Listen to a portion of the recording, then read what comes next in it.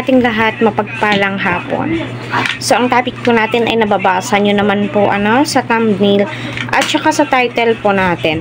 Bago po pumunta si Eds, ay totoo nga bang na-i-advance na niya po ang kanyang Valentine's gift sa kanyang katandem na itong si Beyonce. Unang-una, nung birthday ni Carla ay kita naman po natin ay inlibre nga po niya itong si Beyonce ng mamahaling damit, no? So, sana all hindi pa nga din ako nakatry na magdamit na nagkakahalagang 3,000 pesos, So, dyan po natin makikita na itong si Eds ay hindi po niya minamatter yung pera, 'di ba? Basta sa kanya ay sinabi niya na deserve mo to, deserve mong suotin to at kulang pa nga ito.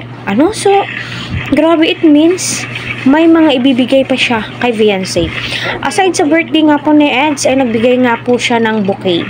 Sinabi nga po doon ng mga commentators, tag-isa po sila ni Arjen at saka ni Beyonce at saka ni Eds na binigay nga po ng sponsors, no, money bouquet po yun.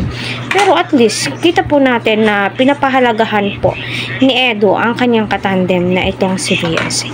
Ganun po ka-espesyal itong si Beyonce kay Kalingap Edo. So, sino ba naman ang hindi kikiligin? At masasabi mong importante po talaga itong si Beyonce sa buong team Kalingap? Yes naman po, kasi beneficiary po yan Tinutulungan po yan nila Kalingap Eds at ni Kalingap Prab. So, panoorin po na natin to. So, pasensya na wala pong video clip na maisisingit po dito dahil nga na-delete ko pala yun, no? So, ganito man, kita naman po natin talaga na bago po pumunta si Eds doon sa HKI, pumunta po siya sa Pambuan upang ibigay ang bulaklak para kay Beyonce. Unang-una, maraming salamat Kalingap Eds sa effort mo para kay Beyonce, especially nga po sa pamilya ni Beyonce, diba? So, naway, marami pa pong blessings ang dumating kila Kalingap Prab at ang buong team kay Kuya Val Santos Matubang. Huwag po natin skip ang kanilang mga ads.